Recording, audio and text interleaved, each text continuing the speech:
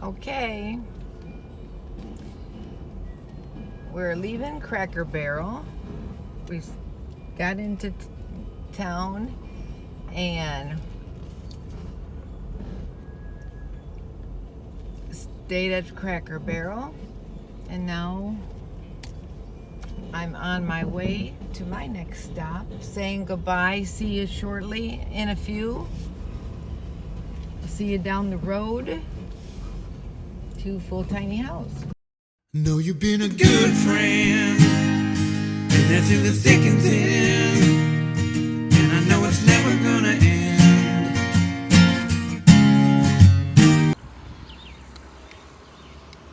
Good morning.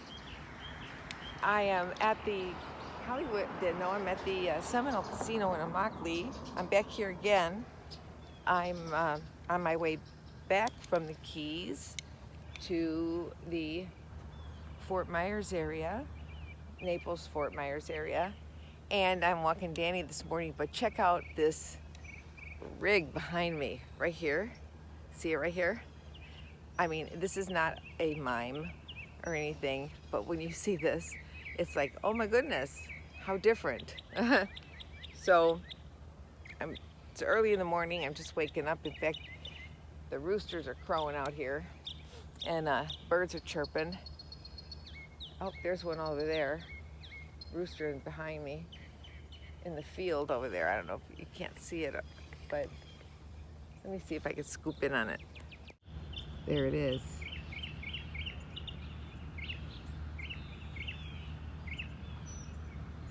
I don't know if it's gonna make its little noise.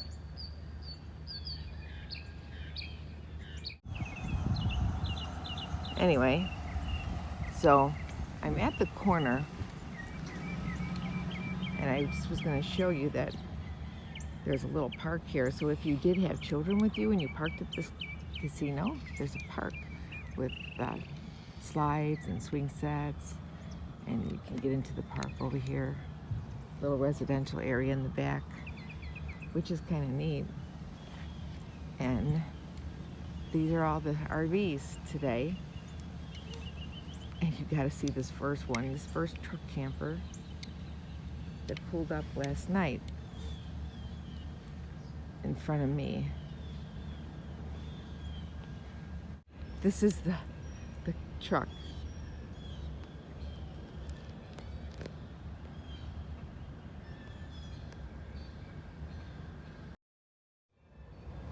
So I'm going to take a closer look at this camper truck.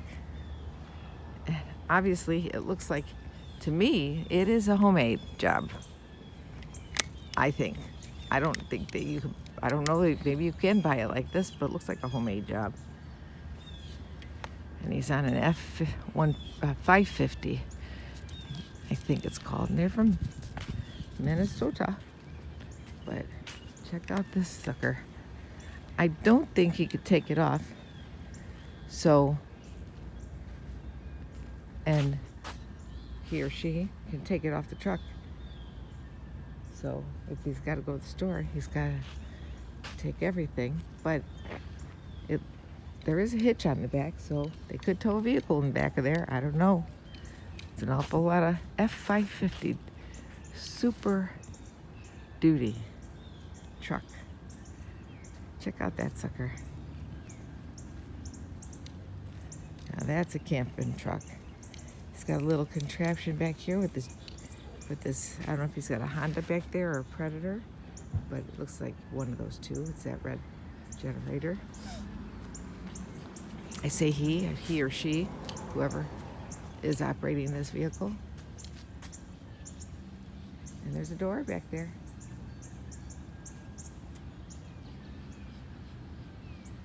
I can see he's got, there's obviously a hot water tank and maybe a refrigerator. I see an antenna. I didn't notice an air conditioner. Let me take a walk around. A slide out.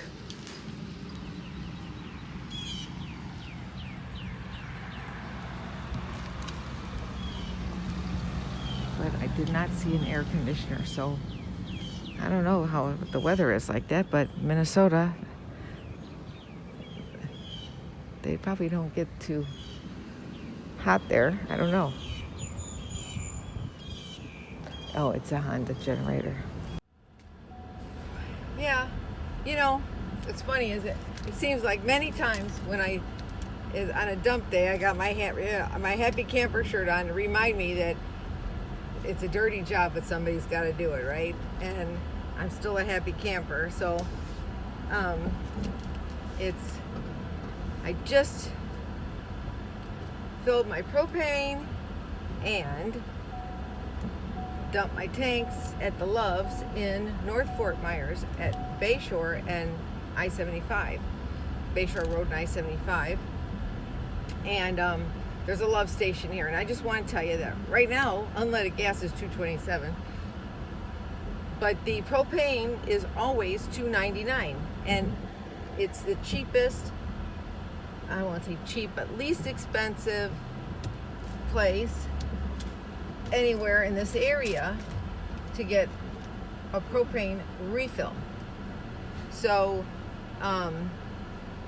I filled up both my tanks, and it was $20 at $2.99 a gallon.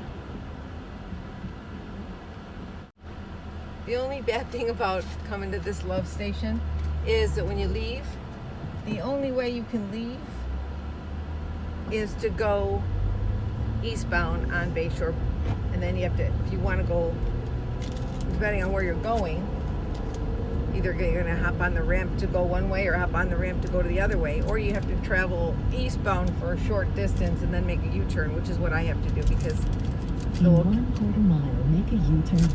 Thanks, Abby. See, she knows where I'm going, and she's telling me I'm gonna have to make a U-turn. Yep.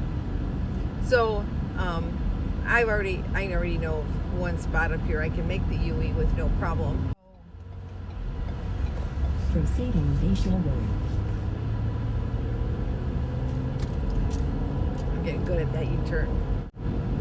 So I'm headed back towards the race car drivers boondockers welcome spot, and the host and hostess have been gracious enough to let me return. I only stayed a couple days, and I'm going to return again, and stay with them a little bit. We've become good friends, and I keep in touch even when I'm not in town. So her husband used to work for the sheriff's office, so we kind of have a common denominator there as working for the same employer. So I'm on my way there. I can't wait. I love staying at their place. Danny loves staying there, and they're really nice people. Hey, so hi everybody. So I bought new batteries, and I got 2 6-volt deep cycle golf cart batteries for my rig, and I'm taking out these 2 12 volts. Sorry about the background. So I'm at Boondockers Welcome location, and already I got one of the batteries. These suckers are heavy. They're heavier than the other ones, actually. So I got one in place. I just got to hook it up. And here's the other one I got to put in yet. I got my trusty Magna cart. A full tiny house showed you that when I was using it at the other campsite. I use that thing for everything. It's like a woman's essential. If you're doing things by yourself, ladies, get yourself a Magna cart, because it helps cart anything that's heavy. I moved out of my 3rd floor apartment with that when I totally went completely nomad with no sticks and bricks after downsizing and downsizing and downsizing. Anyway, so I'm going to lift up this next one and stick it in there. It's a heavy sucker.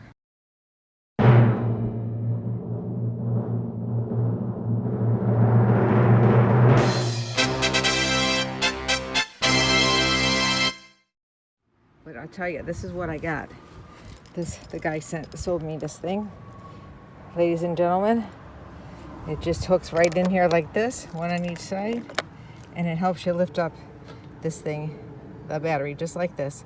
In the event you do not have the handles on it, like the interstate batteries have handles on it already. The reason I got the Duracell, I liked this a lot, was because I could open this easy right here. It's much easier to open. So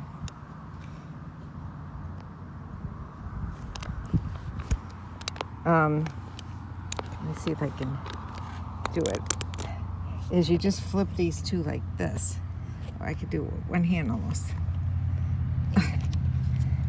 Well, I'm using the other hand, so hold on 1 minute. Okay, so you flip this thing back and forth. Now it's up.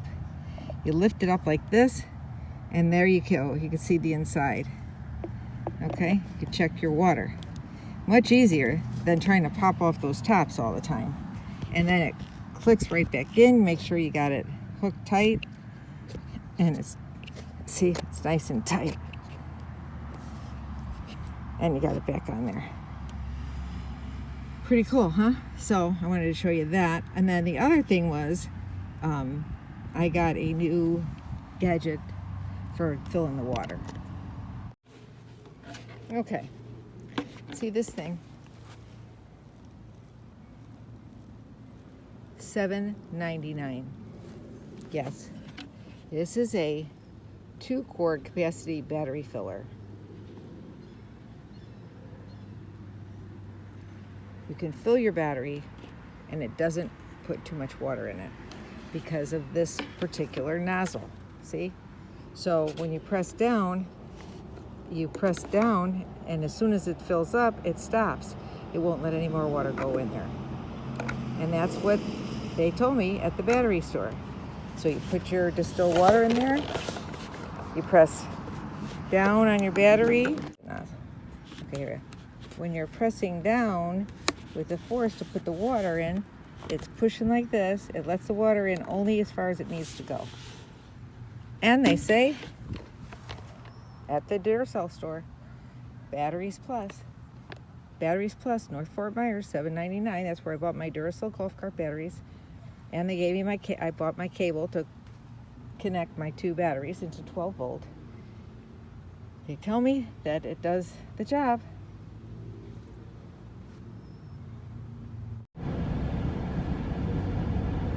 Well, I got my batteries in, and although I didn't get to film it all because somebody was helping me. I had an issue, I had a problem with it.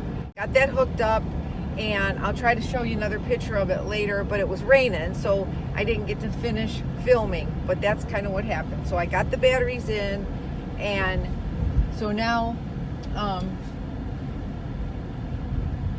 yeah, but that's where I'm at with that. So today, that was yesterday, and it's it was raining, and then more people came, so I had to stop filming. There was just no way to film it all with somebody who was helping me put that together, because originally I did all by myself, and then I came to a point where it's like, oh my gosh, it won't meet. I'm gonna have to take these batteries out and then put the old ones back in until I can get wires to reach, because for some reason it wasn't working, but now it's working. And look at this. Today it's raining. It rained all night long last night, and every day's not glamorous in this life, in RV life. Every day's not glamorous. So Danny doesn't like the rain, and so I'm on my way to it's gloomy, if you could see right here, very gloomy out there, and it rained all night long. So I'm on my way. I'm still a happy camper, so I'm on my way to Planet Fitness. I'm gonna get me a shower. I have to go mail my granddaughter's birthday present, so it gets there on time for her birthday. And she's gonna be 8, and so I want to get there on time.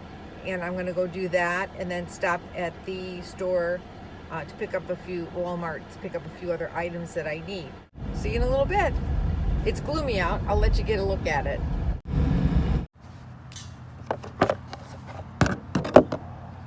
Okay, so I didn't get to film the whole thing while it was happening, but this is what happened. I have it all fixed and set up now, but I want to just show you.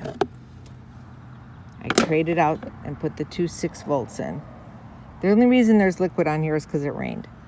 Okay, what happened was after I got the batteries into the cases, I realized that the cables that I had already connected to my house were not long enough for me to hook the positive to one battery and the negative to the other battery, which is the way that you have to do it to get the 12 volt energy on the two 6 volt batteries. You can't just hook it onto one battery and get power. It don't work that way because only one battery is 6 volts. So we took this cord here, and you could see where it's taped together. We already taped it. There was a couple people, somebody here helping me, so it was kind of hard to get it in there. What I did was I took the 2 wires and I put them together and then bolted them. You can see there's a bolt here. So I bolted them, put a bolt and bolted them together so they had a connection, and hooked them up with, taped them up really good with the electrical tape so that it would reach. And so now it reaches. This connection here is what makes my two 6 volt batteries 12 volt, because I connected the negative to the positive, and that makes two 6 volts into 12 volts.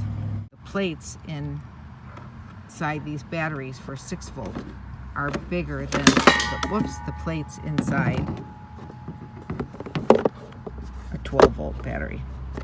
The only problem is that because the bolt connectors are not on the same side of the battery. Normally you have your bolts on the same side of the battery. These are across from each other, but normally they're on the same side as each other. The lids don't properly fit because the venting areas for the lids are all on one side of the battery. And I looked online. I did find a lid. You have to buy the whole box though, that has these vent things on all 4 corners. So I'm gonna have to order those. This way it fits down over these wires and it closes. But until I get those, I'm gonna have to I'll use a bungee cord connection. So now I have my two 6 volt batteries installed on my rig. And I'm going to take one of my 12 volts and I put it inside. I'm gonna put it in a battery box that I bought. I'm going to keep one of the 12 volts and I'm going to stick that inside my house, in my coach. Well, it's not in my trailer. And I bought a box for it. Battery in this box. I'll use it as a step to get up in my bed, but I'll put an inverter on it and I'll be able to plug my TV in or my computer into the inverter and use it, the energy off this battery within my rig. And then I'll just keep charging this battery with solar. Yep. So, I did it. I can do it. You can do it.